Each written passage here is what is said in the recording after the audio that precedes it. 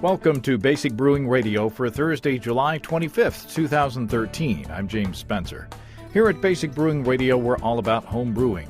This week, we continue our tour of the Philadelphia area breweries with a stop in Ambler, Pennsylvania, at Forest and Main Brewery. Owners and brewers Jared Olson and Daniel Endicott talk about turning a 19th century house into a neighborhood pub. If you're new to home brewing and would like to get into the hobby for the first time, check out our website, basicbrewing.com, where you can find archives of our audio and video podcasts and our DVDs to walk you through basic and more advanced brewing techniques. You can find me on Twitter at Basic Brewing, all one word. On Facebook, I am at facebook.com/basicbrewing.james. Our show page on Facebook is at facebook.com/basicbrewing. We are on Google Plus, too. Thanks to everybody clicking on the Amazon.com associate link on our basicbrewing.com site. You know how that works. Whenever you think of shopping on Amazon, go to basicbrewing.com first. Click on the Amazon link. That will take you to Amazon, and then you can shop how you usually do. It won't cost you any extra, but you'll be helping to support this show when you do shop that way. We greatly appreciate your support.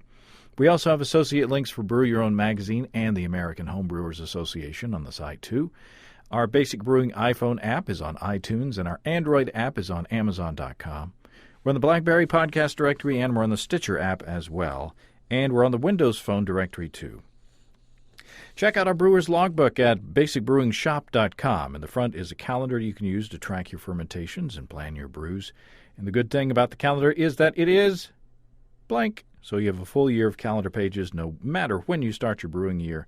And there's room in the back to log the details of up to 50 batches of beer. If you want to put a tip in our tip jar, some coinage in our guitar case, you can go to basicbrewing.com/support. Thanks to everybody who's done so already. Protect your precious beer with one of our growler bags. The bag is essentially a cylindrical cooler that is just the right size to accommodate a 64-ounce growler or a couple of 22-ounce bombers or 3 12-ounce bottles. We got some good feedback this week following Bob Stemsky's no-chill aging experiment from last week's show. Let's dive into the mailbag right away to check that out. Steve from Parts Unknown writes, I just listened to your new no-chill podcast, and do people do no-chill batches just in a standard 6.5 or 5-gallon glass carboy? Once it's down to pitching temp, pop the airlock off and pitch the yeast. Do you really need one of those plastic cube containers?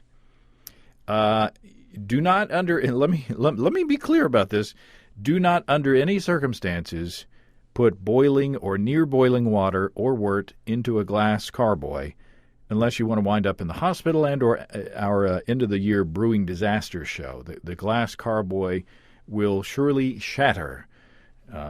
Letting the hot wort cool in the plastic container will warp the container, but it will not shatter into shards as it would if you would put hot liquid into the glass carboy. Some of the ones that I have actually say on the bottom, do not put boiling water in here, something like that. So no, do not put hot wort into a glass carboy. Chuck Brockman wrote on my Facebook page. Chuck says, I was listening to the latest radio broadcast with Bob Stemsky, and I have one concern about the no-chill brewing process. I think pouring any hot liquid into a plastic container could cause the leaching of unwanted substances into one's wort. Well, I commented under that, and I put Bob's name in there, and he replied, first by quoting the website where he got his plastic container. The quote says, these are high-density polyethylene HMWD-HDPE UN packaging type 1H1 compliant, FDA compliant, ideal for use with sanitary chemicals, flavorings, concentrates, edible oils, pharmaceutical preps, ag chem chemicals, miscellaneous food, and kindred products. Sounds like it's been tested with a bunch of stuff. But Bob says the use of these are not certified for storing hot wort. Nothing that we know of is. So yes, there is always a worry. We've been going over this in Australia and here for years now, and some people do worry about it, Bob says. Bob says, I don't, but if you worry, don't try it. Peace of mind is worth everything. They do sell wort in containers like these in Australia, and they have a 2-year shelf life. So thanks for replying to that, Bob. Speaking of selling wort in containers like that, Bob from Vancouver writes, the storing of a no-chill cube for several months for later use is basically the same process with the high-gravity wort kits available here in Western Canada and many other areas of the Canada and the U.S. Bob says, for those unfamiliar with the high-gravity wort kits, the more popular ones are from R.J. Sagnol's craft winemaking as the Brew House.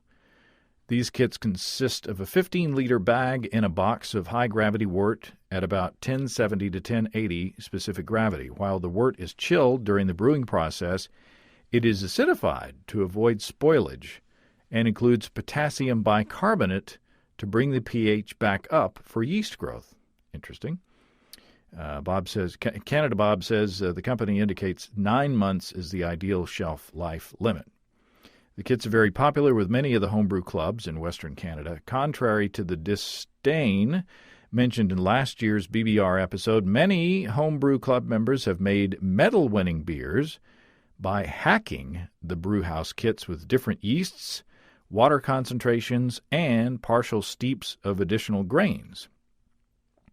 One of the big advantages of these high-gravity wort kits is when there is a need to brew but no time to brew, or, as Bob says, from my 8 years living in Alberta, Canada, it was too cold to brew outside at 25 degrees Celsius below zero.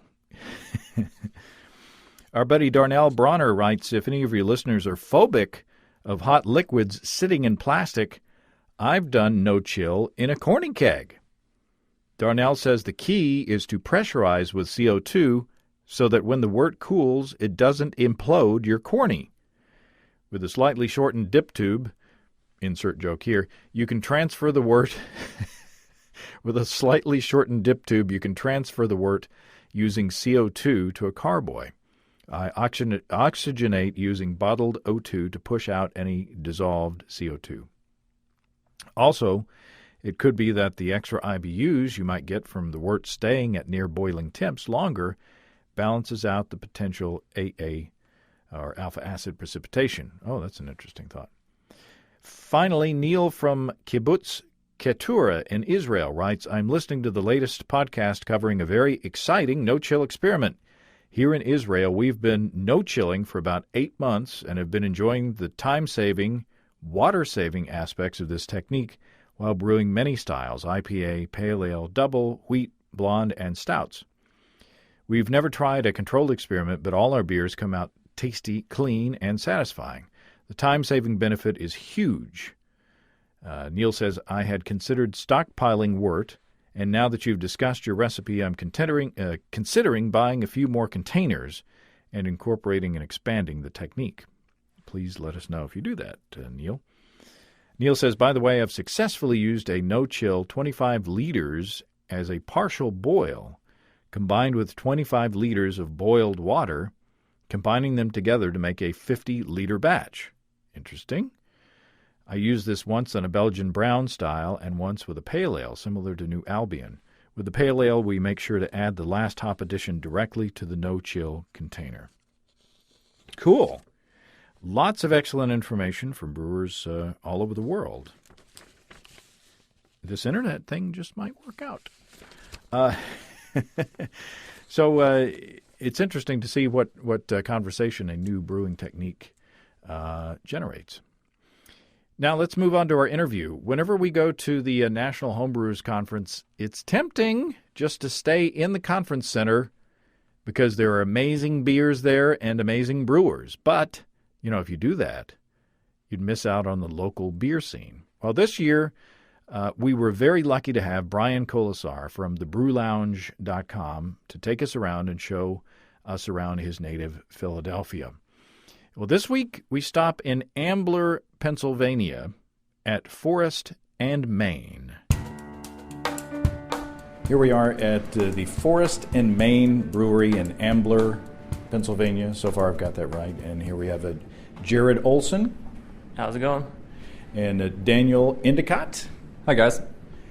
This is an interesting... And we have Steve Wilkes across the table. I'm always across the table. And Andy Sparks. It's always great to be here. And Brian Colasar. Still here. Brian's driving us around. This is our third stop on the whirlwind tour of the Philadelphia area. And man, we just came from Victory. And if there's... one of the things I love about the brewing industry is that it takes all shapes and sizes. And here we have Victory, which is very industrial. They are at 50-barrel batches now. They're expanding to 200, and very kind of industrial and delicious, but kind of a different vibe than we have here. What, Jared? How would you describe your establishment? We're definitely more like the neighborhood brew pub. Ambler is an awesome town. It's a walkable town. We have the train station that's maybe 30 minutes to Philadelphia. And it's just nice to be part of like this community where we can, focus on the beers we love and then just kind of share them directly with the customers. I love what Victory does, but it's definitely a different scale than what we're doing here. We have like a tiny 7-barrel system. And this is not what you would if you looked at the front of it, you may not think that there's a 7-barrel system in the back. Not at all. It's it still surprises us that we fit it all in here. And this is a beautiful old home. Is this Victorian style? What style is this? Yeah, it's Victorian style. It dates back to the 1880s. By some accounts, it's the third oldest house in Ambler, which is pretty cool. We meet people all the time that have either known people that lived here or were born here. We had a table come in once, and they're telling us, "Oh, that was Mom and Dad's room, that was Charlie's room," and wow, it's pretty cool. Just like the history, And it feels homey. I mean, Steve, how would you describe the establishment? It's just absolutely lovely in here. It's an old home, and it feels like people have lived here, and there's real history to this place. I'm as fascinated by the restaurant aspect of your business as I am by the brewery. As much as I love the brewery, but the idea that you can come here and be in a home and feel like you're in a home, but also kind of in a museum a little bit. It feels everything is just so organic feeling to me. There's nothing industrial about this place at all. And so I just dig it. I texted my wife and I said, "You got to come here." She's like 800 miles away. But what about you, Andy? What are your first impressions? Well, it's really a neat place. Yeah, you walk in, the floors kind of creak and the stairs creak, and you feel like you're in an old house. But in the middle of the front parlor is a huge rustic bar with delicious saisons and all sorts of really interesting beers. We haven't really gotten into that yet, but I think that's the real star of the show here. I asked Michael Tonsmeyer, the mad fermentationist, for suggestions of breweries that we need to visit in this area, and yours is one of the 3 that he recommended. And Brian knew of y'all already, how would you characterize the brewery, and how would you characterize what's going on here, Brian? I love Philadelphia and the Philadelphia region because it's made up of a lot of towns and neighborhoods like this. And if I lived in a neighborhood, a town like this, I could picture myself getting off my job in the city, maybe walking home from the train, maybe asking the wife and kids to walk down from the house and maybe meet me here. We'd sit out in the front porch. You'll probably have some pictures or video up later on the site, I'm sure. The hop vines growing up over the front porch and the tables sitting out there. It's a place you can meet up with your buddies and play darts later. But it's not a sports pub feel. It's not an overwhelming feel. It's a comfortable feel. And, sounds like I'm recording a commercial for these guys, but I would love to live in a town that has this place right around the corner from me. And the TVs, the big screen TVs, blend in so well with the decor. Yeah, we debated even putting the little TVs. We did, but we're Phillies fans, and we have to put the game on. But that's really all that shows on there. I don't even remember TVs. Yeah, we try to hide them pretty well. So, who wants to tell the backstory? Who wants to tell the story of how all this came into being? I don't know where the backstory really starts. Dan and I have actually been friends for a little longer than 10 years, I'd say.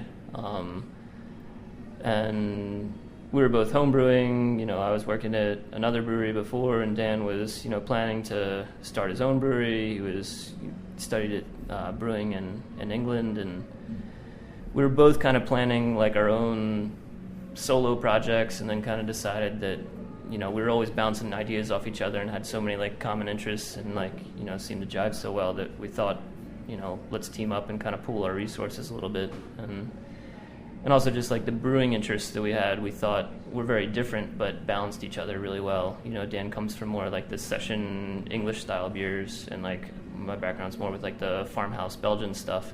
And while they seem very different, they kind of have like a similar effect on your palate and like work very similarly with food.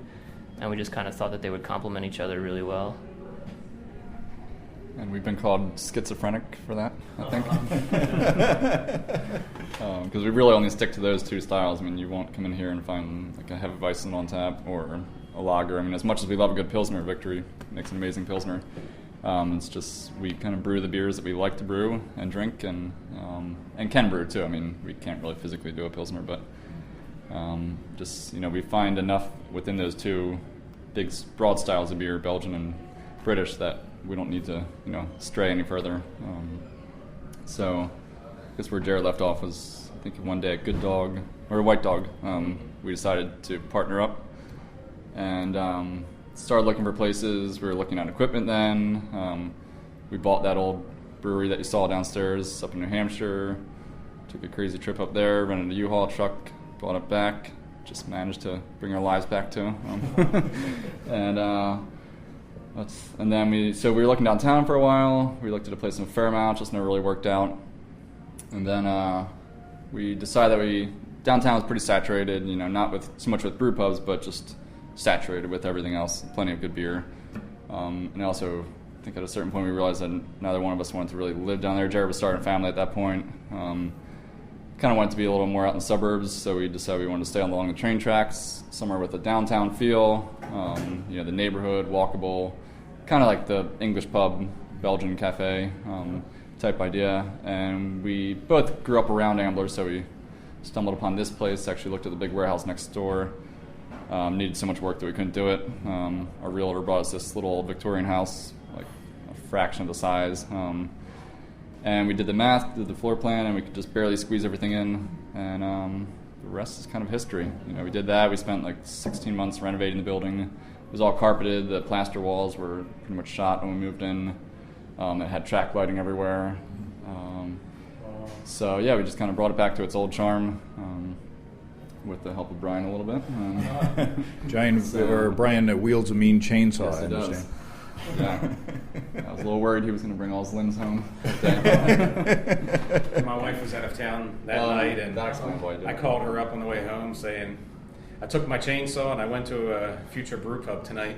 And she said, wait, what happened? And what order did this all happen? And were you drinking while using that chainsaw? We have pictures somewhere, but it was like I think it was like 18 feet long or something. It was some of the massive piece of wood, yeah, 14 inches square and maybe like 18 foot long, and yeah, barely made it through it. I think it took 3 chains to get through.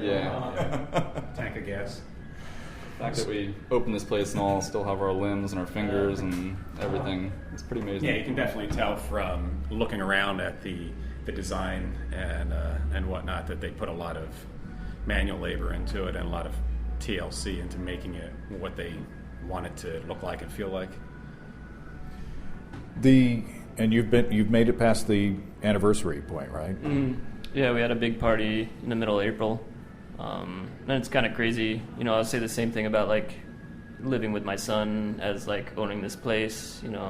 I can't imagine my life without it, but it feels like just yesterday that we opened at the same time. It's a kind of cool mix of emotions there. So talk about the brew house. Who wants to talk about the brew house? It's 7 barrels, but a lot of people could have it in their garage. Yeah, it's really cobbled together, a real Frankenstein system, mixed like old dairy tanks and old wine fermenters. And we pretty much, sourced most of it from one source and then kind of added a couple pieces to it from another old brewery that was using some dairy equipment. And yeah, we really pack it in there. You know, I don't think either of us really cracks 150 pounds, so like we can maneuver through those tanks pretty well. And yeah, you know, the styles of beers that we're focusing on are, you know, either lower gravity or really fast fermenting farmhouse ales. So they kind of lend themselves to like a lack of space in a way. We can get through fermentation really quickly, and then, you know, the fact that we're serving all the beer here on draft, you know, we're burning through it pretty quick too. So, you know, it's always kind of at its peak freshness. So do you guys, what do you think about styles? What do you think about the pigeonholes? What do you think about the typical beer descriptors? I think we were talking earlier at the bar. I studied over in England for a little bit, and it changed really the way I approach making beer and looking at beer styles. Because, you know, you're over in England, you think they're English brewers, they're making English beers, bitters, you know, stouts, porters. But they're just making beer in their minds. You know, they're brewing, 4% bitter, but they're throwing tons of American hops into it and just doing whatever they think tastes good. So at that point, I just come from like BJCP, where I was all, you know, focused on styles and gravity and all that stuff, and that just didn't really matter to them. Aside from you know, paying the taxes on the gravity and whatnot of the beer, they just made the beer that they wanted to make. You know, it might have been dark and hoppy, it might have been light and hoppy. So that's the way I approach making beer right now. You know, like the beer you guys tasted a little bit ago was like a stout with a bunch of American hops in it. I don't know that I'd really call it a dry stout. I don't know that what I would call it, but it's just a fun beer that we decided to make. So we just kind of throw styles, you know, out the door and until it matters. I mean, we find that on the menu it helps to sell beers, you know, because people need a little guidance, you know. Yeah. I know even as a person that doesn't care about styles, if I look at a beer menu, I want to know, like, all right, that's a dark beer, that's a light beer, a sweet, you know, whatever. So they help in that respect, but after that, I think people get too hung up on it. So how do you start? I mean, if you're not starting from, you know, a home brewer says, I'm going to brew a stout, I'm going to brew a porter, I'm going to brew whatever. And so then you have kind of a framework in your mind of what your target is. If you don't have a style, how do you start? I think in general we look at, you know, kind of flavor profiles that we're shooting for. You know, another thing we do here, we don't really have house beers like a lot of brew pubs do. We have a couple beers that like repeat themselves pretty regularly, but for the most part, you know, our beer list is always changing, and that's just one of the awesome things about being a brew pub, where you can kind of do whatever the hell you want. So we'll kind of, you know, look at the draft list and be like, okay, what beer's going to kick? Okay, like, what's going to be left with the draft list? And then, you know, kind of like, what flavors are we missing right now? And, like, you know, what time of year is it? You know, what kind of new things are on the menu that might, you know, go well with something? So, yeah, we kind of, like, approach it from flavor first, and then kind of look at how we're going to achieve that, either, like, through yeast or through hops or through, like, the color of the beer or the strength, you know. And then kind of just like work backwards and be like, what are we going to call this beer? You know, like the beer Dan was talking about. It's like, you know, that's not a black IPA or whatever they're calling that now. You know, would be too roasty for those categories, but it's not, you know, a stout. It's too hoppy for that. But what it has is, you know, a lot of like fruit flavor from the hops, and it has a lot of like chocolatey and roasted malt character from the malts, and, you know, some like apple fruity notes from the yeast, and that's what it is, you know. So you do have a beer menu that is descriptive. I mean, yes. you do say what the beer is, right? And maybe, I mean, if you're not familiar with styles, maybe that's more helpful. Mm-hmm. And we've found that, you know, we won't so much say this is a porter or whatever. We'll try and describe the flavors to someone. You know, this is a smooth, dark beer, you know, low bitterness, et cetera, and we find that that's more helpful because, you know, especially our clientele that we get, our demographic that we get, you know, on Friday and Saturday, it's a lot of older couples that come in and they've heard about craft beer, but they don't know, you know, they don't really know a porter from a stout. So to just say this is a dry stout doesn't really help them so much.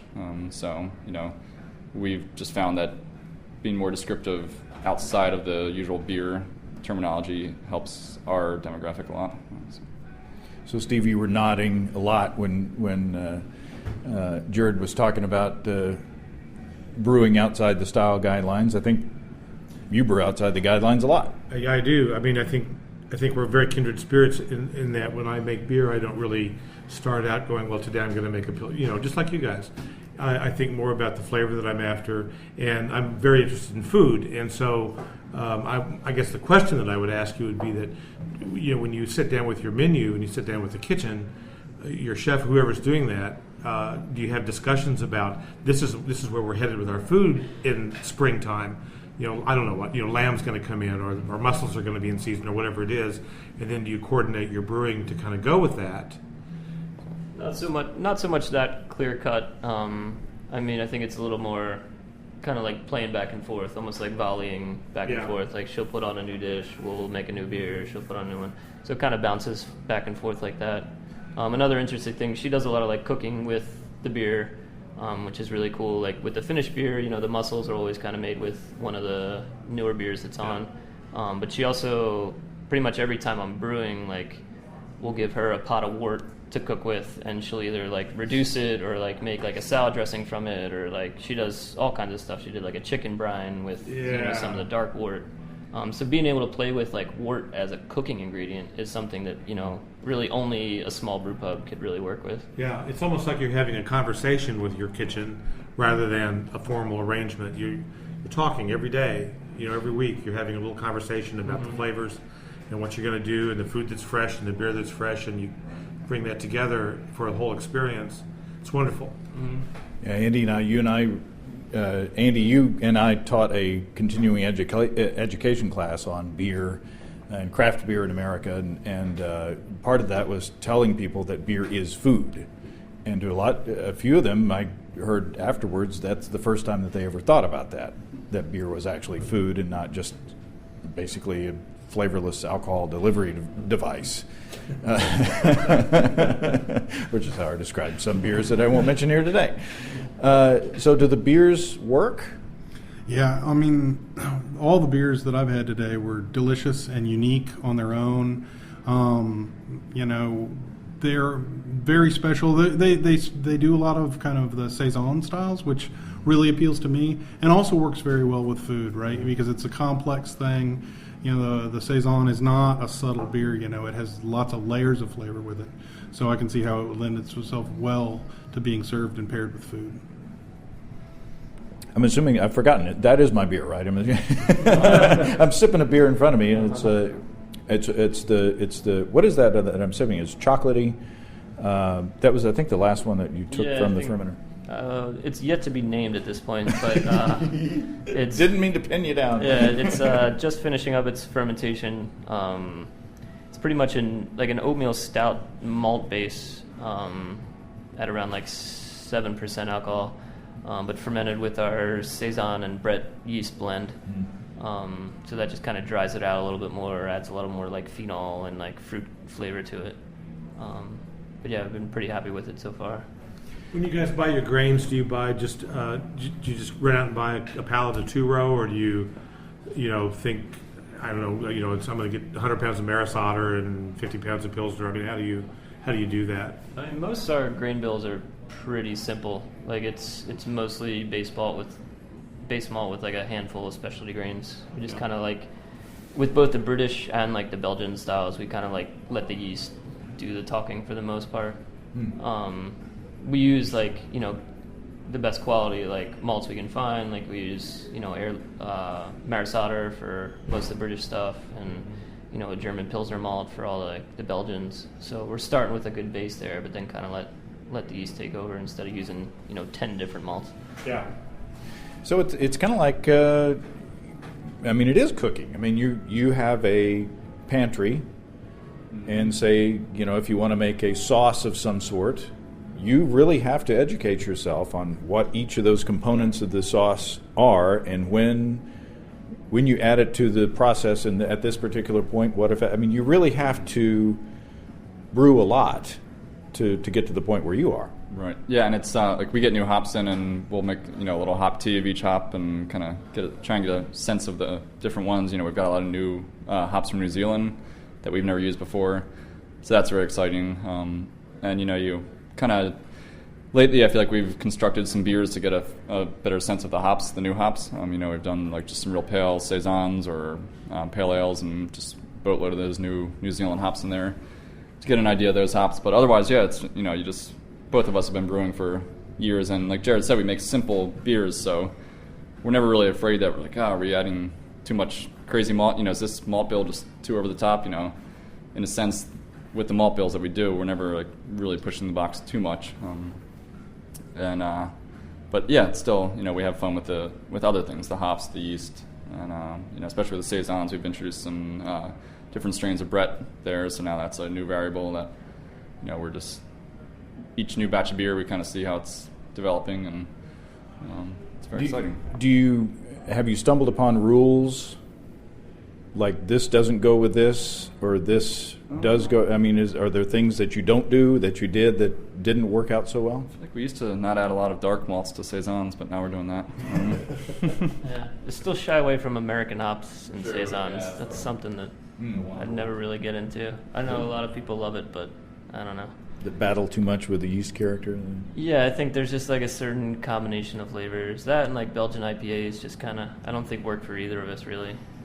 It's kind of like, I've had some really good ones where it's like, wow, that would have been a really good triple and a really good IPA, but I don't know if you should have combined them. That is a tricky style. I mean, I've talked about it on the show before, but I've had some that are really good, and I've had some that, that they're the components are fighting each other.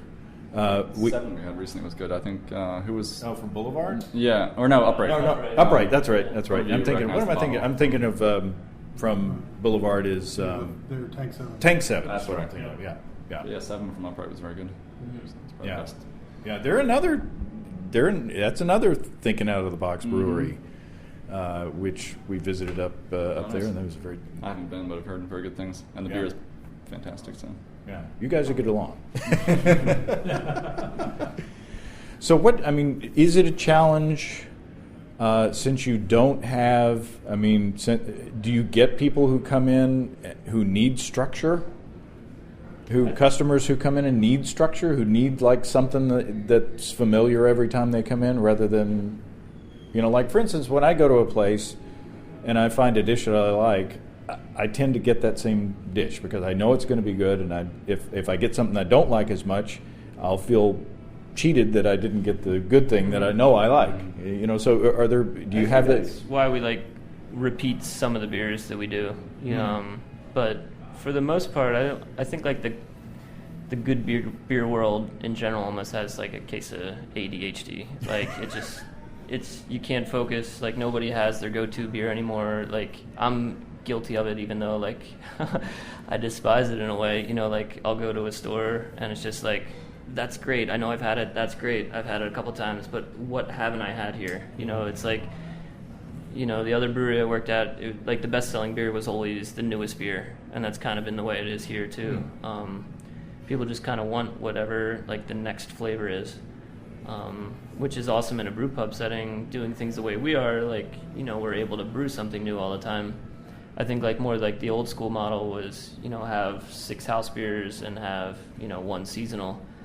And when we have like all these awesome beer bars in this area, that have, anywhere from like 15 to like 50 rotating craft taps, how could like a brew pub that's kind of stale at that point compete with that?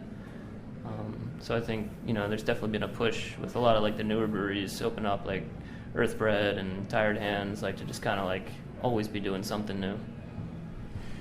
So what's the strategy from here? What's the next page on the business plan? I think we're talking about getting some off-site storage space for more barrels to age some of our beers in. We usually try and have some sour beer on tap. We don't right now, and that's usually from the barrels down the basement. And we also bottle a lot of those beers and then sell them here. So we want to expand our bottle sales, make it more of a regular thing. So I think that's where we're looking, is to get some more off-site space, just to kind of free up the brewery a little bit.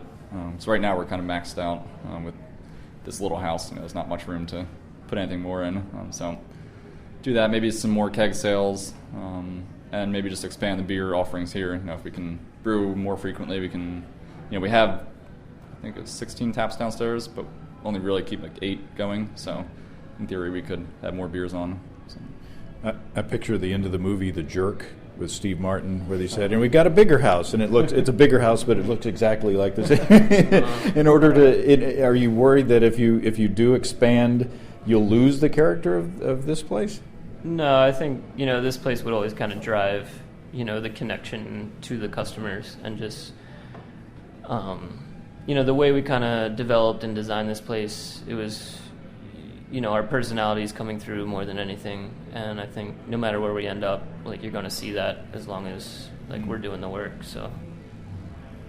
It's a thing, but, brewers, they get bigger, and then all of a sudden they're the business guys, and they hire people to work in the back, and... I don't think either one of us can do that, really. We're too... I don't know, it's not our... I think we got into this business to get away from doing that. And yeah, we also manage the restaurant and do paperwork and all that stuff, but it's not really where our heart is. So I think we'll hire someone else to do that if it comes to it, and we'll still be in the brewery or, sanding floors, all that fun stuff. So very good. Well, I'm impressed. We're obviously all impressed with where you are now, and we wish you the best of luck in the future. Thank you so much. Yeah, thanks so much. Well, thanks again to Jared, Daniel, Brian, Steve, and Andy. By the way, Andy is the owner of the local homebrew shop here in Northwest Arkansas, where I got my start, thehomebrewery.com. As we were leaving, the guys gave us each a bottle of barrel-aged sour beer from the basement. Very tasty and very much appreciated. I only wish we had time to stay for supper, but we had other places to go. And we did enjoy those places as well. And you'll hear more about that, more from Philly next week. In the meantime, if you have brewing questions, show suggestions, or just want to say howdy, write to james@basicbrewing.com or just fill out the contact form at basicbrewing.com. And please don't forget to tell us where you're from. Our new Basic Brewing growler bags are available in our shop. Protect your precious home brew and craft beers. You take it from place to place as the weather warms up. Heck, I need to change that. It's already hot. Check out our support link where you can throw a couple of bucks into the tip jar by subscribing financially to our podcasts. Be sure to check out our DVDs, Extract Brewing and Partial Mashing, Stepping into All Grain, Low-Tech Lagering and Decoction Mashing, and Introduction to Wine Kits. You can find them all on our site. We've got combo deals to save you a few bucks if you want to buy more than one DVD at a time, and you can check out our Basic Brewing shirts in the store as well. Our logbooks are in the store too. Keep track of up to 50 batches of beer. You can see a listing of the fine folks across the country who sell our DVDs on basicbrewing.com. And if there isn't a vendor in your area, you can order them online in our online shop at basicbrewingshop.com. Thanks to everybody who's continued to click on our Amazon.com link. We appreciate the support there. Our featured products this week that were purchased through the link are Speedo Women's Beach Runner Water Shoe, pink/hot pink upper with black sole, size 9, and Sure Bonder DT20 all-temperature glue sticks, 4-inch. Thanks again, everybody. And remember, I can't tell who bought what, so no worries there. Just click on the Amazon.com logo on our site the next time you feel like Amazon shopping. We greatly appreciate your support. Don't forget, you can also join the American Homebrewers Association and subscribe to Brew Your Own magazine through the associate links on basicbrewing.com, too. That's all until next time, everybody. Till then, thanks for listening. I'm James Spencer. Production help for Basic Brewing Radio and our website is provided by our buddy Kelly Dotson. Basic Brewing Radio is a production of Active Voicing. Talk to you next time, everybody. So long.